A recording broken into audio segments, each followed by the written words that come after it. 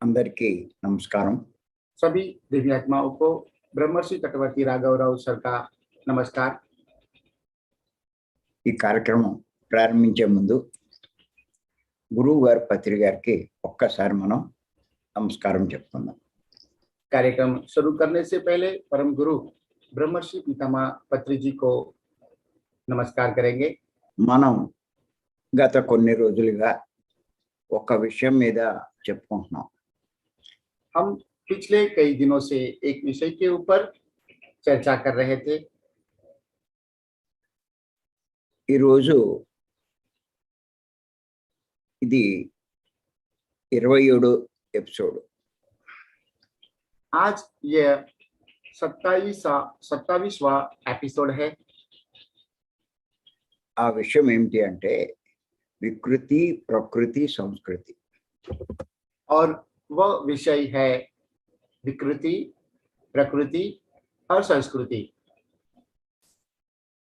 ఎందుకు దీన్ని ఇంత విపులంగా చెప్పుకుంటున్నామంటే हम इस विषय के ऊपर इतने विस्तृत में चर्चा इसलिए कर रहे हैं, మనం కనుక వికృత స్థితిలో ఉండి यदि हम विकृति स्थिति में रहते हुए మనం కనుక చెయ్యకూడని పనులు చేస్తే यदि हम जो काम नहीं करना चाहिए उस तरह के काम करेंगे तो దుఃఖంలో ఉంటాం. दुखों में रह जाएंगे। అంచేత మనం ఆ స్థితి నుంచి బయటపడాలి. इसीलिए हमें इस स्थिति से बाहर आना है। మరి మనం ఆ స్థితిలో ఉన్నామా లేదా तो हम क्या उसी स्थिति में है कि नहीं है, అన్నది తెలుసుకోవడానికే ఇవన్నీ మనం చెప్పుకుంటున్నాం. यह जानने के लिए ही हम यह सब विषय के ऊपर चर्चा कर रहे हैं। మనం చెప్పుకున్నాం మానవుడికి ఉండే గుణాల్లో हम बता चुके हैं मानव के पास जो गुण होते हैं, తమో గుణం అన్నది వికృతి అని. तमोगुण विकृति का स्थिति है। మరి ఈ తమో గుణంలో ఉన్న వాళ్ళు ఎన్నో చెయ్యకూడని పనులు చేస్తారు.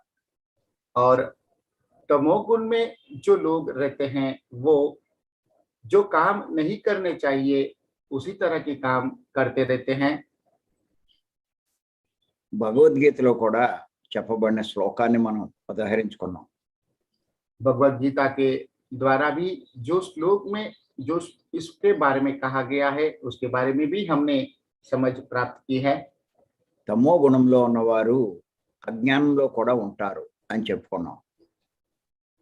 जो लोग तमोगुण में रहते हैं वो अज्ञान में भी रहते हैं। మరి అజ్ఞానంలో ఉన్నవారు యొక్క ప్రవర్తన ఎలా ఉంటుంది? जो लोग अज्ञान में हैं उनका व्यवहार कैसे होता है అన్నదే తెలుసుకుంటున్నాం. वही विषय के बारे में अभी हम जान रहे हैं।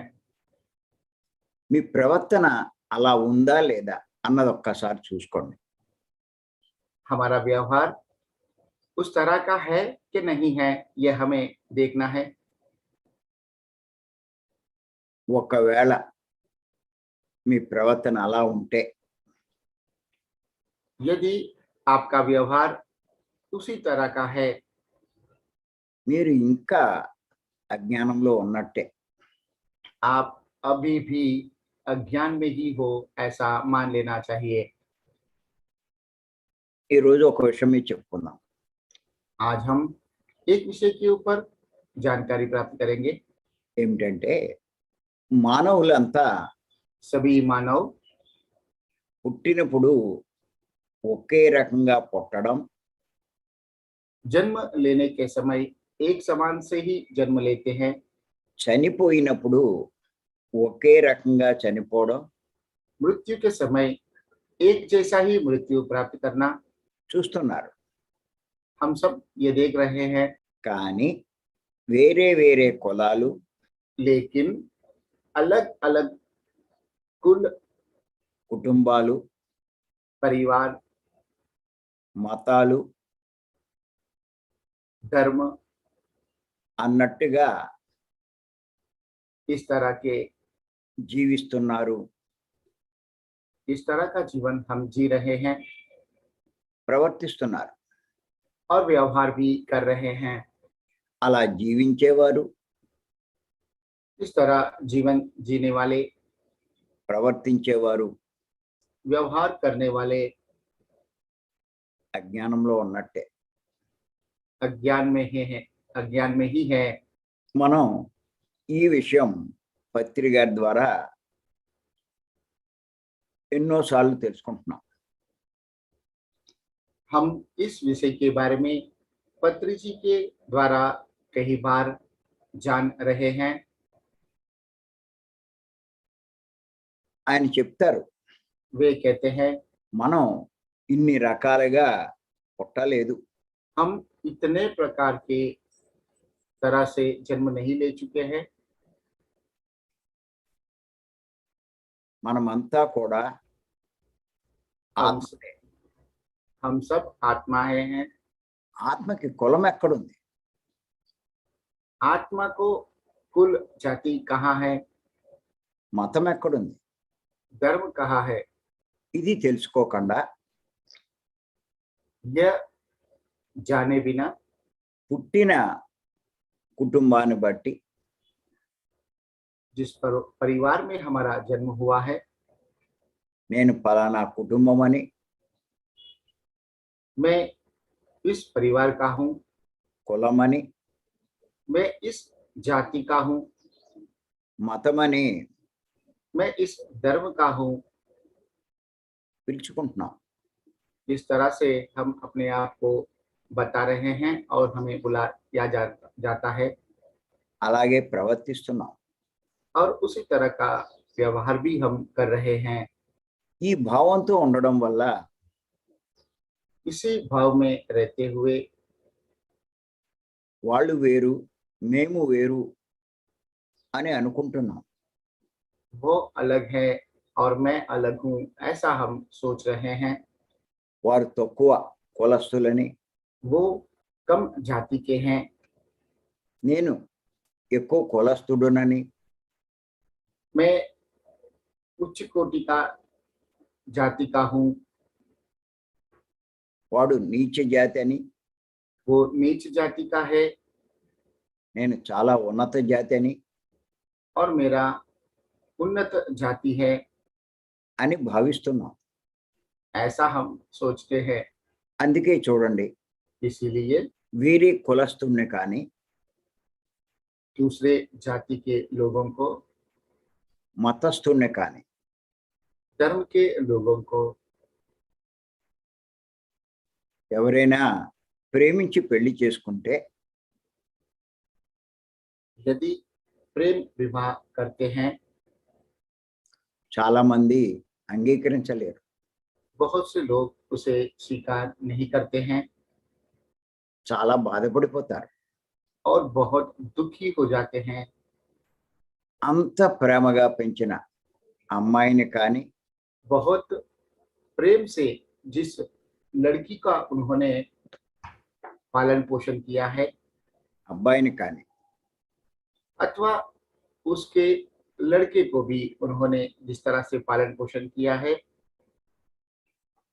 వారి మీద కోపం పెరిగిపోతుంది. अब उनके ऊपर गुस्सा आने लगता है। వీడు నా వాడు కాదు आज से ये मेरा संतान नहीं है, అని చెప్పి బయటికి పంపేస్తారు. ऐसा बोलकर उन्हें घर से बाहर निकाल देते हैं గొడవలు పడతారు. और झगड़ा करते हैं। వాళ్ళ సొంత కూతుర్ని కూడా उनके स्वयं की पुत्री को भी దండిస్తారు, शिक्षा देते हैं హింసిస్తారు. और उनके ऊपर हिंसा भी करते हैं। తన పరువంతా పోయిందనుకుంటారు. समाज में उनका अपमान हुआ है ऐसा वो सोचते हैं చాలా కుమిలిపోతారు, బాధపడతారు. और इसी विषय में सोचते सोचते वो बहुत ही दुखी हो जाते हैं ఎంత చెప్పినా వాళ్ళు వినకపోతే बहुत समझाने के बाद में भी यदि वो लोग इनकी बात नहीं सुनते हैं ఆ జీవితం అంతా బాధపడుతూనే ఉంటారు. वो जीवन भर दुखी होते रहते हैं మరి దీని అంతటికీ కారణం ఏంటి? तो ये सबके पीछे वजह क्या है వారు వేరే కులం అనే భావం, वे दूसरे कुल और जाति के हैं यह भाव की वजह से ही ఇదంతా ఎందుకు అలా భావిస్తున్నారు? यह सब ऐसा क्यों सोच रहे हैं అజ్ఞానమే దానికి కారణం. अज्ञान ही इसका कारण है నిజంగా చూస్తే वास्तव में हम देखते हैं तो మనది మానవ కులం, हमारा मानव जाति है మనది మానవ మతం. हमारा मानव धर्म है అంతేకాని इतना ही है लेकिन ఇన్ని రకాల కులాలు, इतने तरह की जाति మతాలు धर्म అన్నవి లేవు. नहीं है ఇవన్నీ మనము సృష్టించుకున్నవే. यह सब हम ही ने सृष्टि किया है ఎందుచేతనంటే क्योंकि భగవద్గీతలో స్పష్టంగా చెప్పబడింది. भगवत गीता में स्पष्ट रूप से कहा गया है ఏమిటంటే ఆ శ్లోకం చెప్తాను. విద్యా వినయ సంపన్నే బ్రాహ్మణే గవిహస్తిని సునిచైవ స్వపాకేచ పండిత సమదర్శిన. అంటే దీని తాత్పర్యం ఏంటంటే విద్యా వినయాలు కలిగినటువంటి బ్రాహ్మణుడు,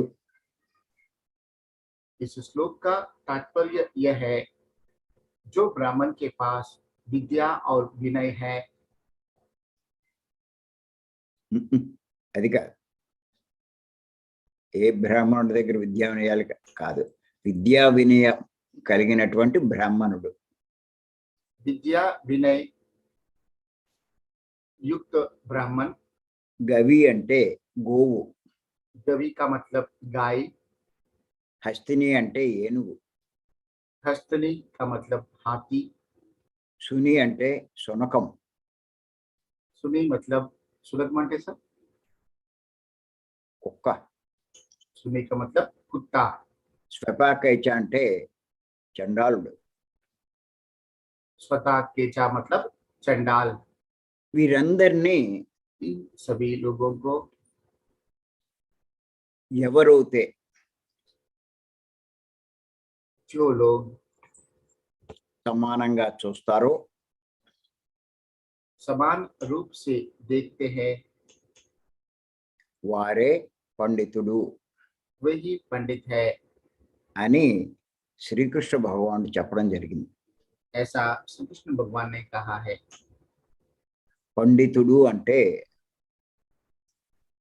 पंडित का मतलब జ్ఞానంలో పరిపూర్ణంగా పండినవాడు అని అర్థం. ज्ञान में परिपूर्णता प्राप्त करने वाला है అని శ్రీకృష్ణ భగవానుడు చాలా స్పష్టంగా చెప్పడం జరిగింది. यह बात श्री कृष्ण भगवान ने बहुत ही स्पष्ट रूप से कहा है కానీ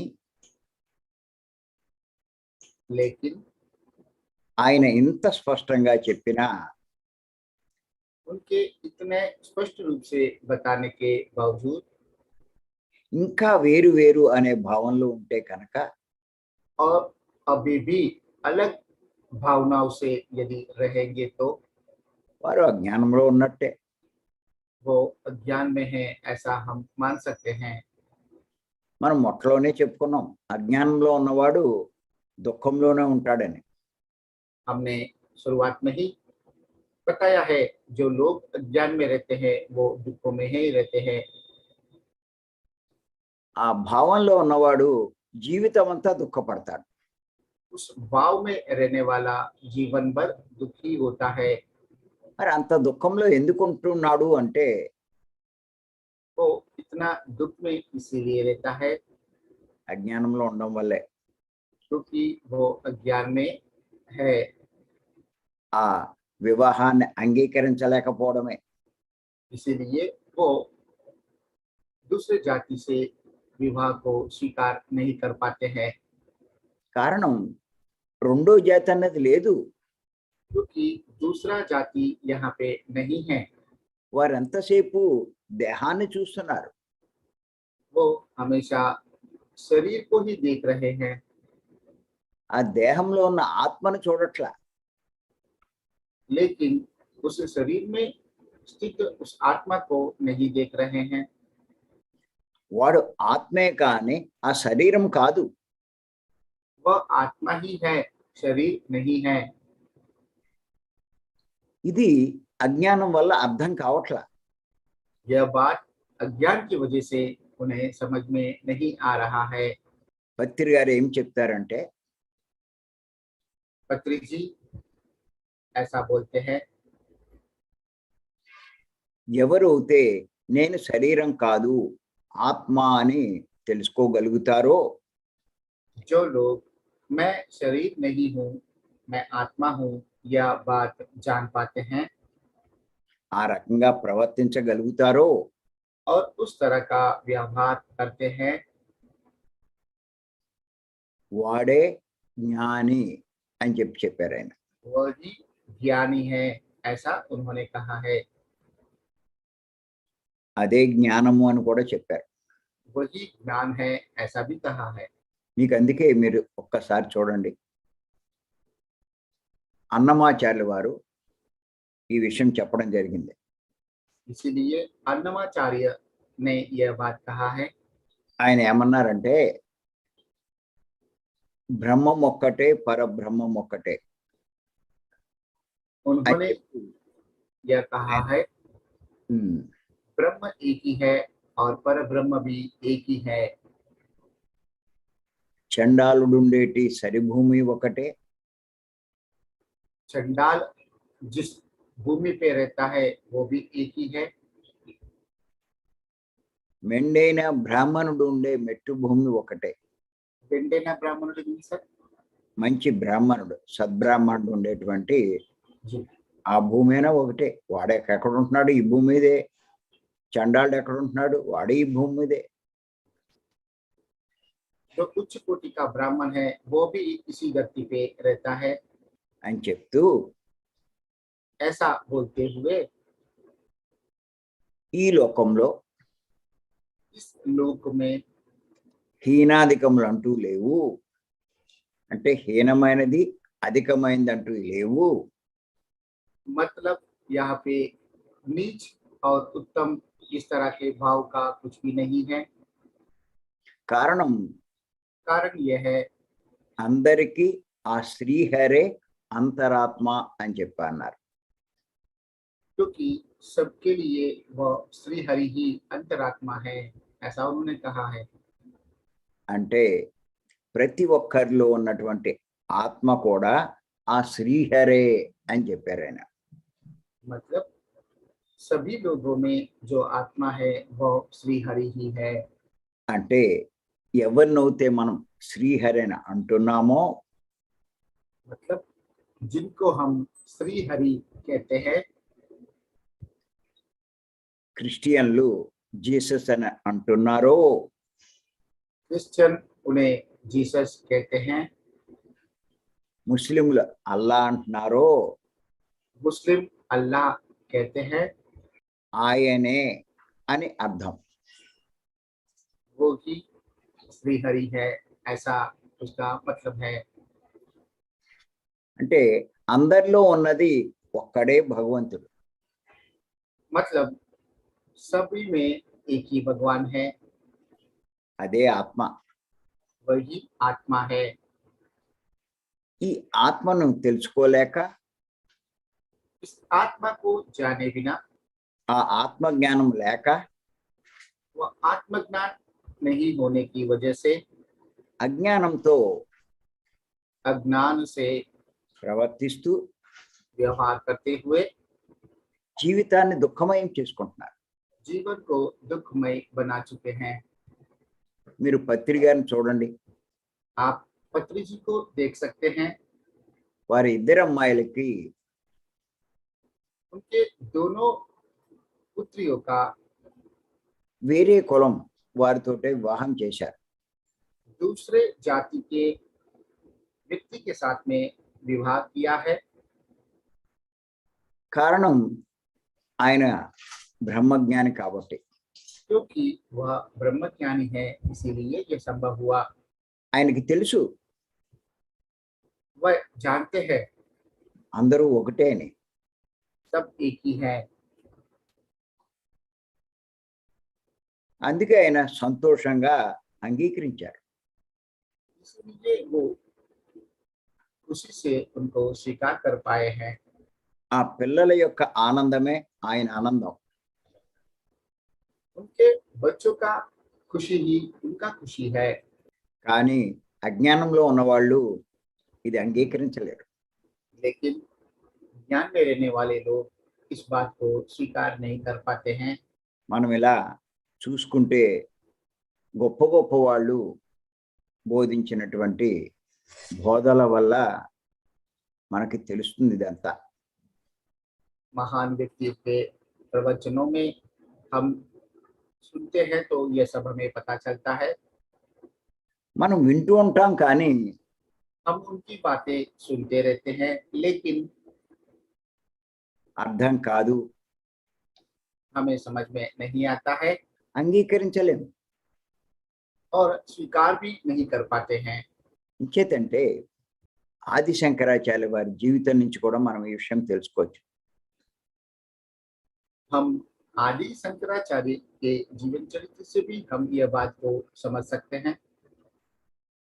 ఆయన కాశీలో గంగా స్నానం చేసి వస్తూ ఉంటే जब वो काशी में गंगा स्नान करते आते हुए దారిలో ఒక చండాలుడు ఎదురయ్యాడు. रास्ते में उन्हें एक चंडाल का सामना होता है। అప్పుడు శిష్యులంతా వాడిని తప్పుకో తప్పుకో అన్నారు. तभी उनके शिष्यों ने उन्हें मार्ग से हटने के लिए कहते हैं। తప్పుకో, అపవిత్రం అవుతుందని చెప్పారు. यहाँ से हट जाइए, यह अपवित्र हो जाएगा, ऐसा उन्होंने कहा है। అయినా సరే ఆ చండాలు వినలేదు. फिर भी वह चंडाल उनकी शिष्यों की बात नहीं सुनते हैं। శంకరాచార్య వారి దగ్గరికి రావడం జరిగింది. इतने में शंकराचार्य उनके समीप आ जाते हैं। తప్పుకో అని చెప్పి శంకరాచార్యులు కూడా చెప్పారు. शंकराचार्य स्वयं भी उनको उसके मार्ग से हटने के लिए कहते हैं। అప్పుడు ఆ చండాలుడు అడిగాడు, तब वो चंडाल उनको पूछते हैं, ఎవరిని తప్పుకోమంటున్నావు? किसको हटने के लिए कहते हो?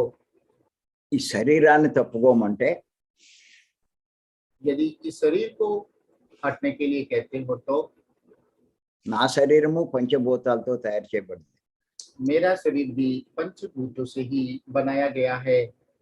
నీ శరీరము పంచభూతాలతో తయారు చేయబడింది. आपका शरीर भी पंचभूतों से ही बनाया गया है। నా శరీరంలో ఉన్నది ఒకటే ఆత్మ, मेरे शरीर में भी वही आत्मा है నీ శరీరంలో ఉన్నది ఒకటే ఆత్మ. और आपके शरीर में भी वही आत्मा है। మరి ఎందుకు తప్పుకోవాలి? तो मुझे क्यों हटना चाहिए? నువ్వు ఎందులో గొప్పవాడివి तो आप किस विषय में महान हो? అని అడిగేసరికి जब ऐसा शंकराचार्य से वो चंडाल पूछते हैं तब శంకరాచార్య వారికి అర్థమైంది. शंकराचार्य को यह बात समझ में आ जाता है ఆయన అర్థం చేసుకున్నాడు, और उन्होंने उस बात को समझ लिया। వీడు సామాన్యుడు కాదు, यह कोई सामान्य व्यक्ति नहीं है। నా కళ్ళు తెరిపించడానికి వచ్చినటువంటి సాక్షాత్తు పరమేశ్వరుడే అని చెప్పి తెలుసుకున్నాడు. मेरी आंखों खोलने के लिए आया हुआ साक्षात परमेश्वर ही यह है, ऐसा उन्होंने जान लिया। వెంటనే ఆ చండాలుడి కాళ్ళ మీద పడ్డారు ఆయన. तुरंत ही वो चंडाल के चरणों में गिर जाते हैं। దీని అర్థం ఏమిటి అంటే इसका तात्पर्य यह है, అందరూ ఒకటే, सब एक ही है, అంతేకాని వేరు వేరు కాదు.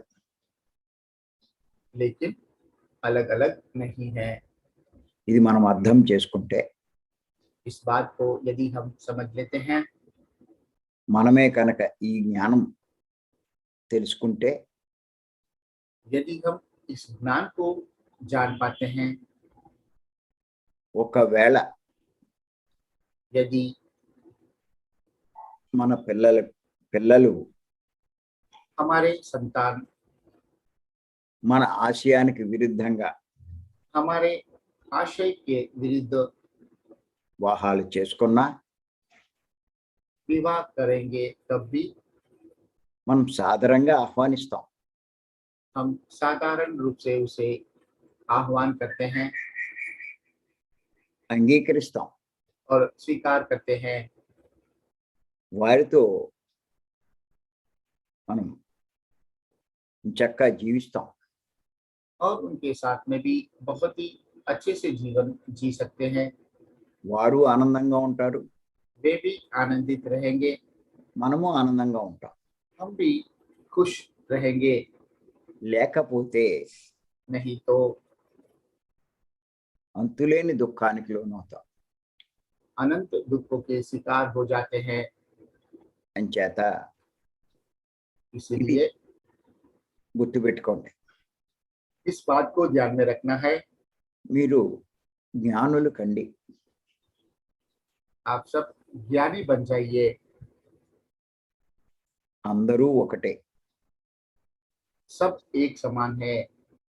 ఇంచేతంటే ఈ కులాలన్నవి सब जाति యుగాల క్రితమే युगों से पहले ही గుణాలను బట్టి విభజించబడ్డాయి. गुणों के आधारित विभाजित किया गया है। అంతేకాని इतना ही है, लेकिन కులాలని బట్టి కాదు. जातियों के ऊपर आधारित नहीं है। ఇది కూడా భగవద్గీతలో స్పష్టంగా చెప్పబడింది. यह बात भी भगवद गीता में स्पष्ट रूप से कहा गया है। ఈ 4 రకాల కులాలు ये 4 प्रकार के जातियां, బ్రాహ్మణ, క్షత్రియ, వైశ్య, శూద్ర. ब्राह्मण, क्षत्रिय, वैश्य और शूद्र। शूद्र ఇవన్నీ ఈ కులాలన్నీ కూడా వారి గుణాలను బట్టే ఏర్పాటు చేయబడ్డాయి. ये सब जाति भी उनके गुणों के ऊपर ही बनाया गया है। అంతేకాని పుట్టిన కులాన్ని బట్టి కాదు.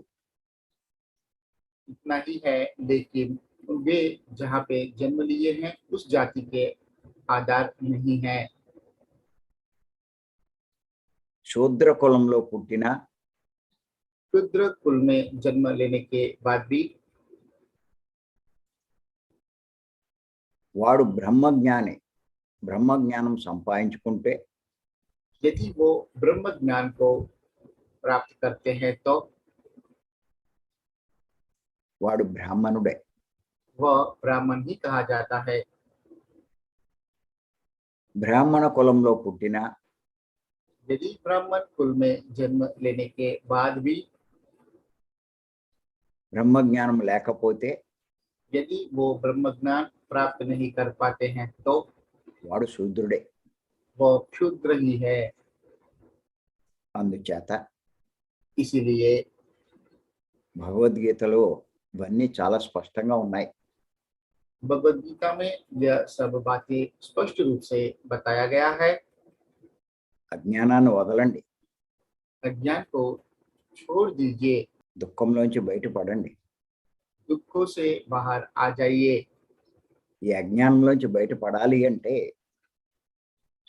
इस अज्ञान से बाहर आने के लिए విశేషమైన ధ్యానం చేయాలి.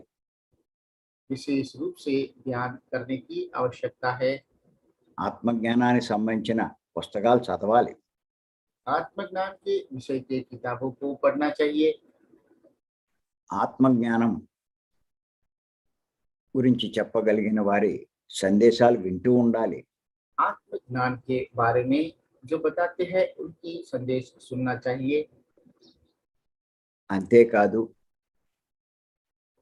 ఈ మార్గంలో ఆత్మ మార్గంలో మనం చేయగలిగిన సేవలు చేయాలి. इतना ही नहीं, इस मार्ग में आत्म मार्ग में हमसे जितना होता है उतना सेवा भी हमें करते रहना चाहिए। అప్పుడు మనం అజ్ఞానం నుంచి బయటపడతాం. तभी हम अज्ञान से बाहर आ जाएंगे। అంటే దుఃఖంలోంచి కూడా బయటపడతాం. मतलब दुखों से भी हम बाहर आ सकते हैं। ఇప్పుడు మన జూమ్లో ఉన్నవారంతా కూడా अभी इस जूम में जितने लोग भी हैं ఆ పనే చేస్తున్నారు. वो सब यही काम कर रहे हैं, ధ్యానం చేస్తున్నారు. ध्यान कर रहे हैं, పత్రి గారి పుస్తకాలు మన పుస్తకాలు చదువుతున్నారు. पत्री जी के किताब और हमारे किताब भी पढ़ रहे हैं। రోజు ఈ సాంగత్యం కూడా చేస్తున్నారు. हर दिन यह सांगत्य भी वो कर रहे हैं। మేడం కూడా ప్రతిరోజు ఆత్మజ్ఞానం మీద ఎన్నో సందేశాలు ఇస్తుంది. माता जी भी आत्मज्ञान के ऊपर हर दिन अनेक संदेश दे रहे हैं అవన్నీ మనం జాగ్రత్తగా రాసుకుంటున్నాం. और हम सब भी उनके सभी बातें श्रद्धापूर्वक लिख रहे हैं వాటిని మళ్ళా మళ్ళా చూసుకుంటున్నాం. और उन सभी बातों को फिर से हम पढ़ रहे हैं। మెల్లిమెల్లిగా ఈ జ్ఞానం అంతా మనకి బాగా అవగతం అవుతూ ఉంటుంది. धीमे धीमे से यही ज्ञान हमें बहुत ही अच्छे से गहराई पूर्वक हम समझ पाते हैं మెల్లిమెల్లిగా మనలో కూడా మార్పులు వస్తూ ఉంటాయి. और धीमे धीमे हमें भी बदलाव आते हैं। అంటే మనం జ్ఞానం పొందుతున్నట్లు లెక్క. मतलब हम ज्ञान प्राप्त कर रहे हैं ऐसा हम समझ सकते हैं। ఒకవేళ మనలో మన ప్రవర్తనలో ఏ లోపాలు ఉన్నా కూడా यदि हम में कोई दोष है अथवा हमारे व्यवहार में कोई दोष है तब भी మనం మార్పులు తెచ్చుకుంటాం. हम उनमें बदलाव ला सकते हैं। ఇప్పటికైనా నేను చెప్పేది ఏంటి అంటే अभी भी मैं आप सभी लोगों से ये कह रहा हूँ, మీరు మీ పిల్లలకి వివాహాలు మీకు నచ్చినట్టు చేసుకోండి. आप अपने संतानों का विवाह आपकी मर्जी के ऊपर कर सकते हो, కానీ ఎప్పుడైనా మీ పిల్లలు लेकिन कभी भी आपके बच्चे ఏదైనా ఇతర కులస్తుల్ని ప్రేమించి వివాహం చేసుకున్నట్లయితే यदि दूसरे जाति के लोगों के साथ में प्रेम करते हुए विवाह करना चाहेंगे तो వారిని మీరు ద్వేషించకండి. आप उनसे नफरत मत कीजिए, పూర్తి మద్దతు తెలపండి. आप उनको पूरा सहकार दीजिए। అనవసరంగా జీవితం అంతా దుఃఖంలో ఉండిపోకండి. यूं ही आपके जीवन को बर्बाद मत कीजिए। వాళ్ళు ఆనందంగా ఉంటారు, మీరు ఆనందంగా ఉంటారు. उनको स्वीकार करने से वो भी खुश रहेंगे और आप भी खुश रह पाओगे। దీని అర్థం ఇతర మతస్థులకి ఇచ్చి చేయమని కాదు. इसका तात्पर्य यह बिल्कुल नहीं है कि आप अपने अलग जाति के साथ में ही विवाह करना जरूरी है। ఒకవేళ यदि ऐसा होता है, వారు వేరే కులస్తుల్ని చేసుకున్నప్పుడు यदि वे लोग दूसरे जाति के लोगों से प्यार करते हैं अथवा शादी करते हैं तब మనం వారిని ఆహ్వానించాలి, हमें उनका स्वागत करना चाहिए, అంగీకరించాలి. स्वीकार करना चाहिए। ఇది ఎవరు చేయగలరు అంటే यह ऐसे लोग ही कर सकते हैं ఆత్మజ్ఞానం ఉన్న వాళ్ళే. जिनके पास आत्मज्ञान है। అంచేత అందుకే పత్రి గారు అన్నారు, इसलिए पत्री जी ने कहा है, నీకు ఏమాత్రం దుఃఖం కలిగినా यदि आपको लेश मात्र भी दुख पहुंचता है, నువ్వు అజ్ఞానంలో ఉన్నట్టే అని. आप अज्ञान में ही है ऐसा मान लेना चाहिए। అంచేత రేపు ఈ గుణాల గురించి 4 వర్ణాల గురించి తెలుసుకుందాం. इसीलिए कल हम गुणों के बारे में, वर्णों के बारे में जानकारी प्राप्त करेंगे। ఈ అవకాశం ఇచ్చి మీ అందరికీ నేను ధన్యవాదాలు చెప్తున్నాను. यह मौका देने के लिए आप सभी लोगों को धन्यवाद दे रहे हैं। धन्यवाद। Thank you. Thank you sir. Thank you. आज का सेशन बहुत ही विशेष रूप से गुरु जी ने बताया है, कई बातें उन्होंने बताया है। सेशन को सुनते हुए स्वयं हम भी अपने आप को यदि देखते हैं तो हम में भी यदि कुछ दोष रह गया है तो उसे हमें ठीक करने की समझ प्राप्त हो रही है। मैं धन्यवाद देना चाहूंगा ब्रह्मश्री कटवर्ती राघव राव गारू को, के प्रतिदिन कुछ ना कुछ नए विषय के प्रति हमें ध्यान दोहरा करके हमारी दोषों को धीमे धीमे से हर दिन निकाल रहे हैं। धन्यवाद सर। तो आज के इस विषय के ऊपर किसी को भी कोई संदेह है, सुझाव है तो तुरंत हैंड रेज करके अपना सुझाव व्यक्त करे। नमस्ते आयुष जी। మాట్లాడమని. नमस्ते सर। నమస్తే నమస్తే. सर बहुत बहुत धन्यवाद। Your daughter is not there?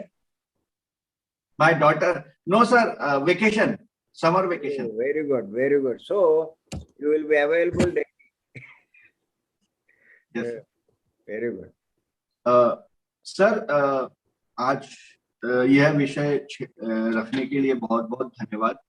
आज के विषय का मूल संदेश यह था कि हम अपना परिचय, अपना देश, कुल, परिवार, जाति इसमें इसके अनुसार देते हैं। यह अज्ञानी का लक्षण है। ज्ञानी यह जानता है कि वह आत्मा है, वह खुद भी आत्मा है और दूसरे भी आत्मा है, तो वह सबको एक ही मानता है। वह दूसरों और स्वयं में भेद नहीं करता है। इसमें सर एक मेरा सवाल है। यही बात बहुत समय पहले मैंने एक जैन धर्म के गुरु से की थी, तो उनके जवाब में गुरु ने यह कहा था कि सब एक होते नहीं है, और उदाहरण के लिए उन्होंने ये कहा था। चिरंजीवी सर आप बताइएगा। उदाहरण के लिए उन्होंने कहा था, सर आप पहले just wait sir, just wait. Chiranjeevi చెప్పి ఒక్కడి దాకా ఒకసారి. ఈ రోజు ఈ విషయంపై మీరు మాకు జ్ఞానం ఇచ్చినందుకు మీకు ధన్యవాదాలు. ఎందుకంటే ఎంతో మంది వారి యొక్క పరిచయం కులం, మతం, ధర్మాలు మరి దేశాల విధంగా వారి యొక్క పరిచయాలు చెప్తూ ఉంటారు. కానీ జ్ఞాని ఎప్పుడు అంతా ఒకటే, అందరూ సమానులే అని తెలుసుకుంటారు. కానీ నాకు ఒక సందేహం ఉంది. కొన్ని రోజుల క్రితం నేను ఎప్పుడైతే ఈ సొసైటీలోకి రాలేదో అంతకుముందు ఒక జైన ధర్మ గురువుతో ఈ ప్రశ్న నేను వేశాను. అప్పుడు ఆయన ఏమని చెప్పారంటే అందరూ ఒకటి కాదు, అందరూ వేరు వేరే అని చెప్తూ ఉన్నారు. ఇంకొక విషయం మరి చెప్తారు. ఎస్ आयुष जी आगे बताइए। जैन धर्म शुद्ध और अशुद्ध के भेद में बहुत बहुत सा विचार रखते हैं। జైన ధర్మంలో ఉన్నవారు శుద్ధం మరియు అశుద్ధ అనే ఈ రెండు భావనలో ఎప్పుడు ఉంటారు. एक जैन गुरु ने मेरे इसी सवाल के उत्तर में कहा था कि आप गाय का दूध पीते हैं, अगर आपके ఒక జైన ధర్మ గురువులు ఈ ప్రశ్నకి సమాధానం ఇస్తూ ఆయన చెప్పారు, ఒకవేళ మీరు ఆవు పాలు తాగినట్లయితే आगे सर। अगर सभी जीव एक समान है तो क्या आप कभी किसी सुअर का या गधे का दूध पिएंगे?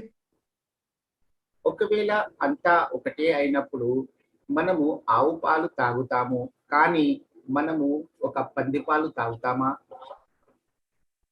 ఇంకా వేరే यह सर बताइए।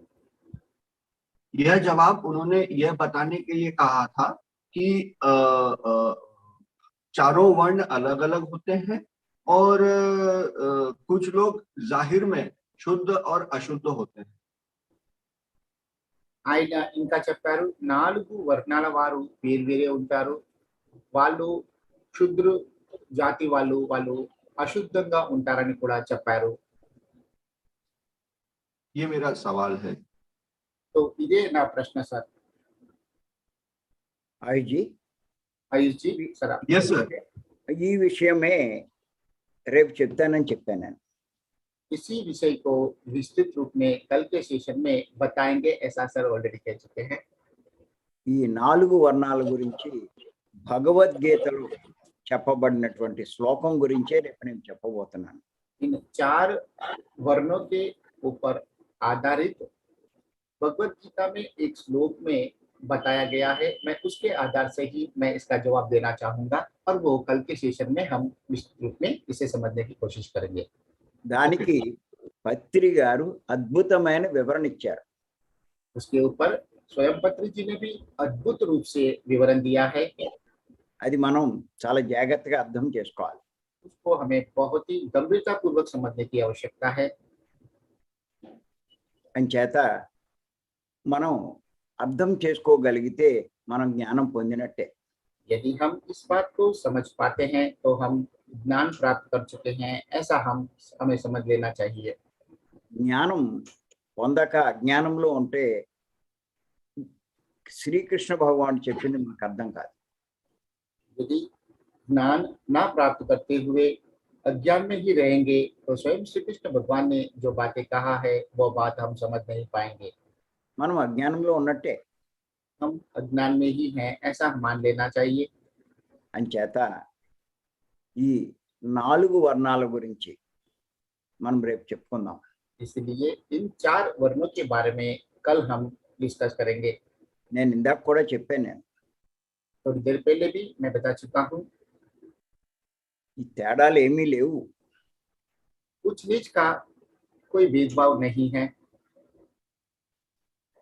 ఈ వర్ణాలు అన్నవి వారు చేసే పనులను బట్టే ఉంటాయి। उनके वर्ण, उनकी जाति, उनके कर्मों के ऊपर ही आधारित होता है। ఎవరైతే శూద్రవర్ణంలో పుట్టినా जो लोग क्षुद्र जाति में जन्म लेते हैं, వాడు కనుక బ్రహ్మ జ్ఞానం పొందితే यदि वो ब्रह्म ज्ञान प्राप्त करता है, వాడే బ్రాహ్మణుడు। वो ही ब्राह्मण है। ఎవడైతే బ్రాహ్మణ కులంలో పుట్టినా जो व्यक्ति ब्राह्मण कुल में, ब्राह्मण जाति में जन्म लेता है, వాడు ఈ బ్రహ్మ జ్ఞానం పొందకపోతే यदि वो ब्रह्म ज्ञान नहीं प्राप्त कर पाता है तो వాడే శూద్రుడు, वही शूद्र है, వాడే తక్కువవాడు वही नीच कुल का है। అని భగవద్గీతలోనే ఉంది। यह बात भगवत गीता में ही बताया गया है। కానీ ఇంకొక విషయం మనం తెలుసుకోవాలి। लेकिन एक और बात हमें समझने की आवश्यकता है। ప్రతి ఒక్కరూ కూడా బ్రాహ్మణ స్థితికే వస్తారు। सभी लोग ब्राह्मण स्थिति में ही आते हैं।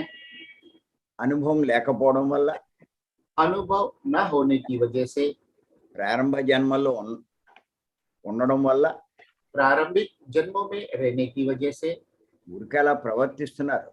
खाली ऐसे ही थोड़े समय तक व्यवहार करते रहते हैं।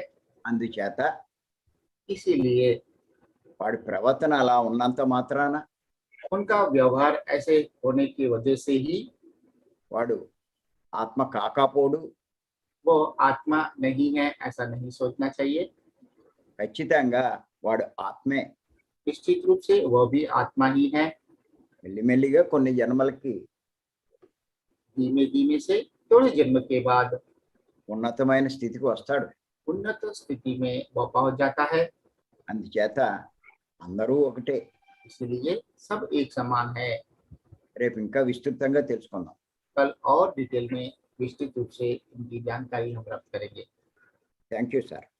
Thank you Ayush ji. और किसी को कोई संदेह है तो कृपया करके हैंड रेज कर सकते हैं।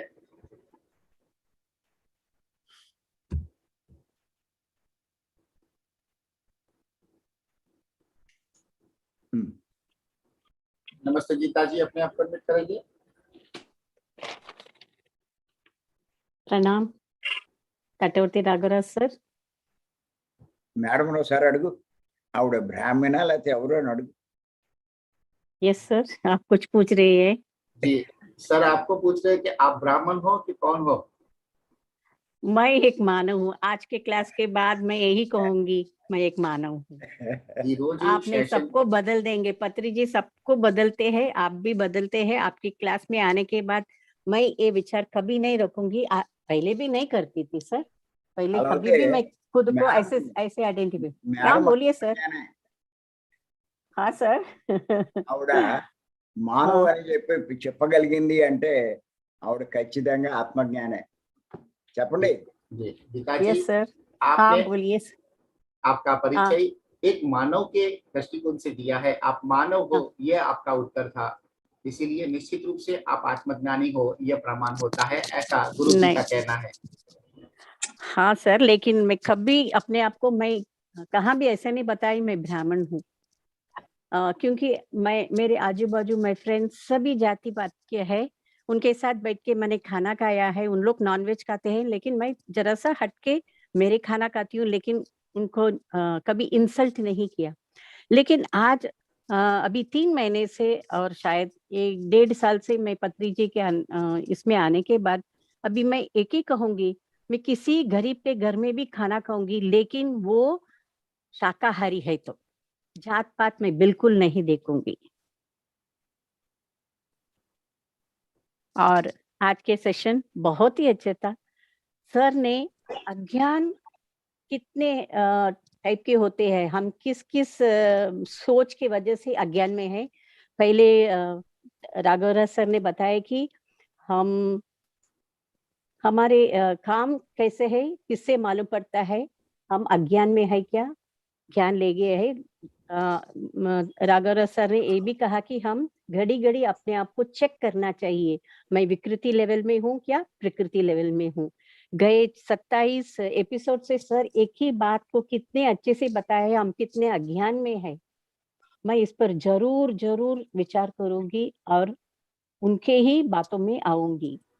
सर ने ये भी कहा है कि सभी मानव जन्म से एक ही समान है और मरने हमारी मरण भी एक ही समान है। बहुत ही अच्छा लगा सर। आपने पत्री जी के उदाहरण दिए कि हम सब भूल जाते हैं कि आत्मा को कुल क्या है, कुल नहीं है और जाति भी नहीं है और धर्म भी नहीं है। बहुत ही अच्छी तरह से आपने बताए। हम अपने आप को कुल और धर्म से आइडेंटिफाई नहीं करना चाहिए। सर मैं रुकूं क्या, आप बताने वाले हैं? मैं बताऊं आगे? Okay okay madam. हाँ sir, we should not identify ourselves. Madam చెప్పింది చెప్పు కొంచెం. मैं बताऊं आगे?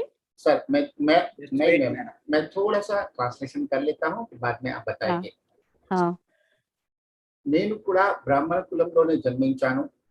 ఇంతకు ముందు కూడా నేను మా సొసైటీలో ఉంటూ ఎవరితోని కూడా అలాంటి వ్యవహారం నేను చేయలేదు।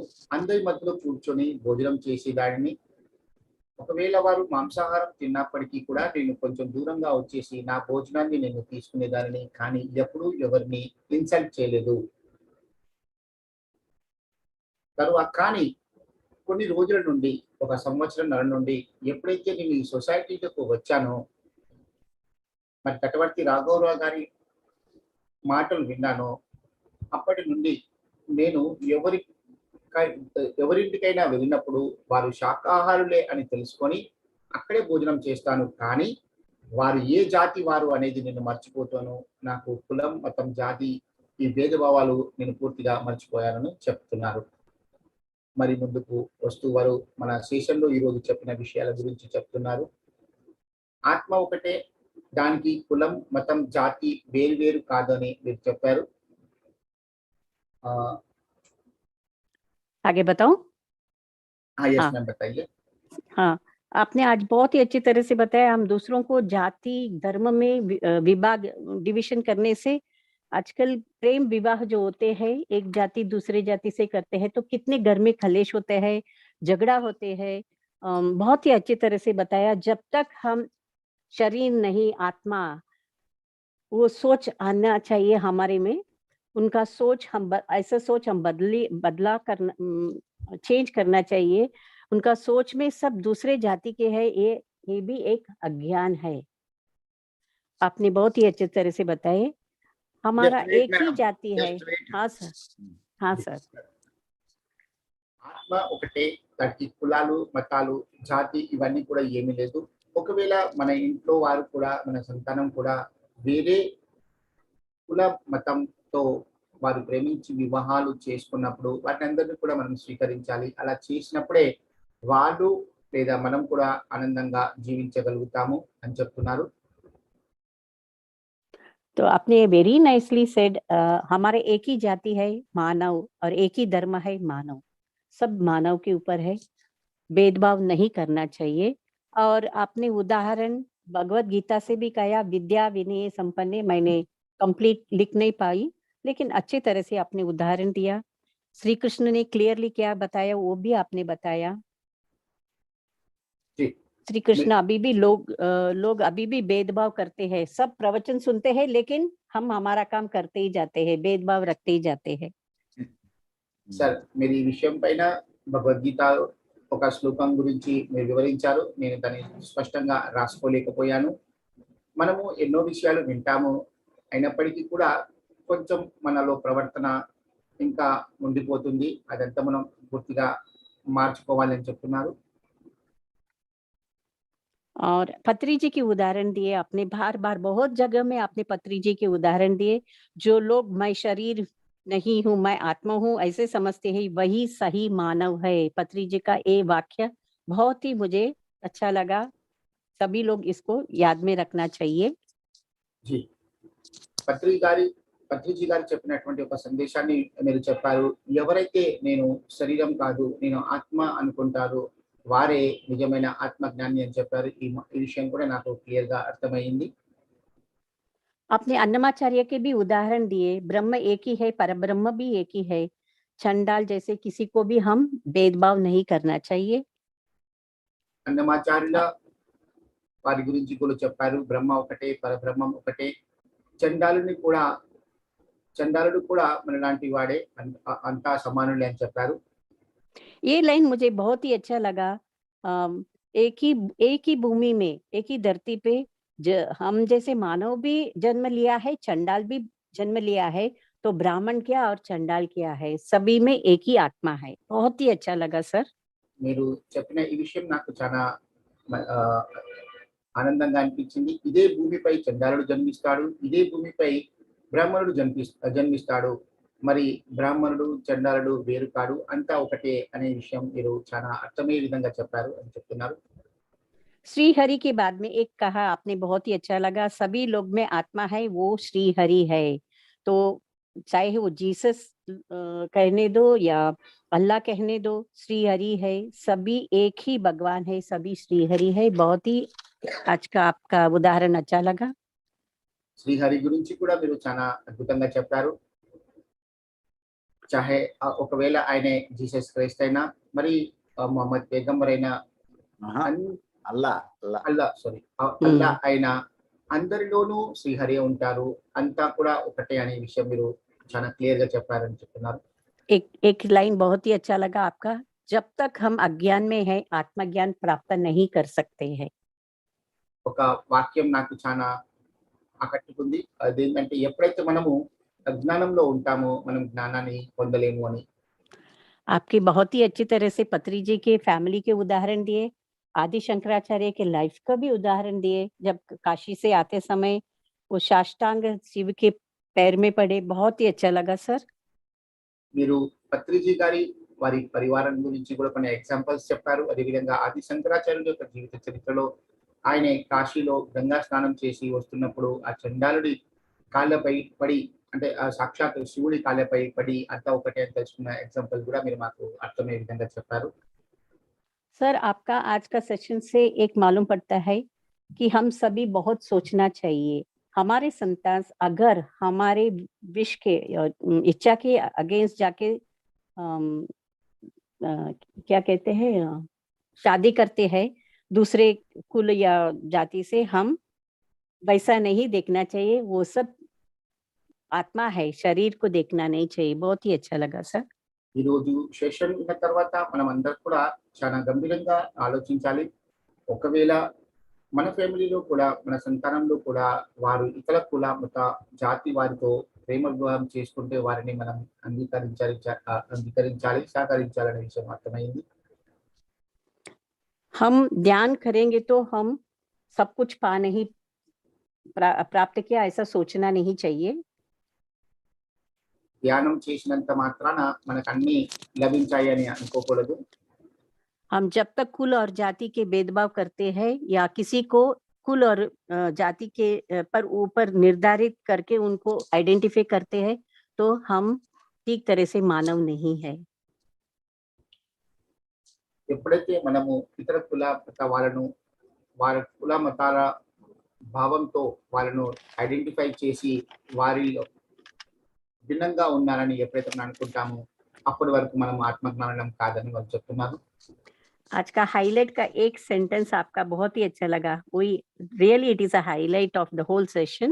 One who takes birth in शूद्र कुल में और ब्रह्म ज्ञान पा लिया तो वही साही ब्राह्मण है। ఈ రోజు ఈ సెషన్ యొక్క ముఖ్య అంశం నాకు అంతకన్నా చాలా అద్భుతంగా అనిపించిన వాక్యం ఏమిటంటే, ఒకవేళ ఒక క్షుద్ర కులంలో జన్మించినటువంటి వ్యక్తి బ్రహ్మజ్ఞానం పొందిన తర్వాత అతడు బ్రాహ్మణుడే అనబడతాడు అనే విషయం నాకు చాలా బాగా అర్థమైందని చెప్పారు.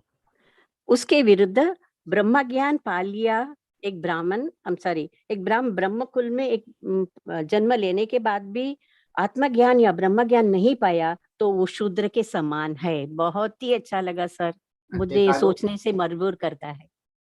అంతేకాదు బ్రాహ్మణ కులంలో జన్మించిన తర్వాత కూడా ఒకవేళ ఆయన బ్రహ్మజ్ఞానం పొందలేకపోతే అతడు శూద్రునితో సమానమని చెప్పారు. ఈ విషయం నాకు బాగా అర్థమైంది.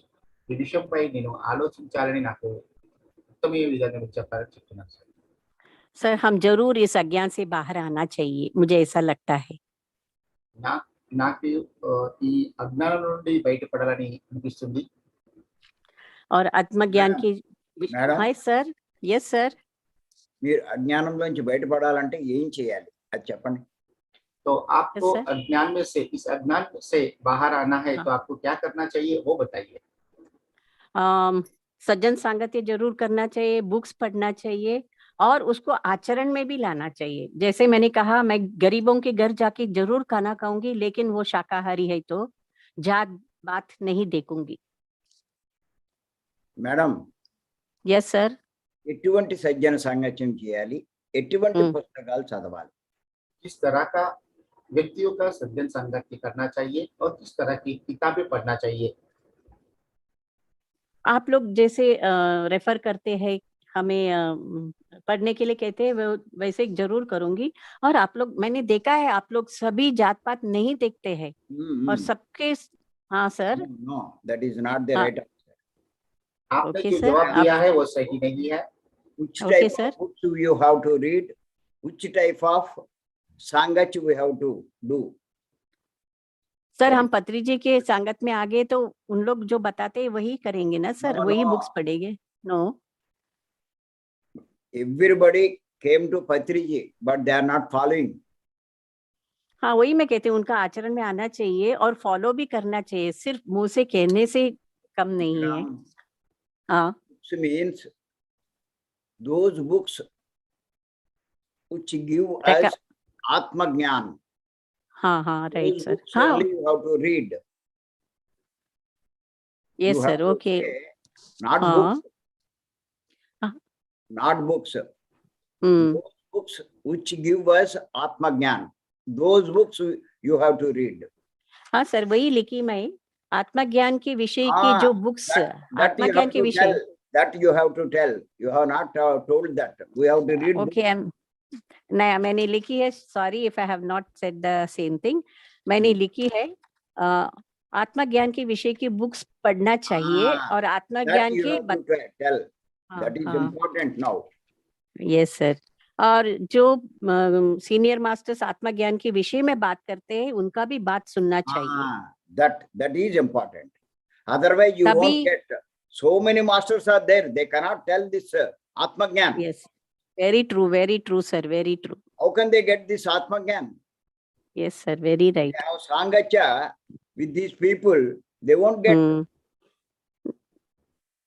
सर 27 सेशन में आज का सेशन आंख खुल देता है, सबका आंख खुल देता है sir. It has opened our eyes.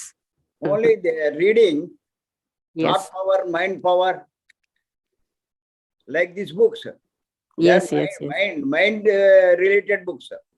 Yes, very right. Your health is in your hands. Your wealth is in your hands. Yes, All yes yes, What is these books? They won't give this knowledge. Yes, very true sir. I really truly, I sincerely follow you sir. I sincerely agree with you sir.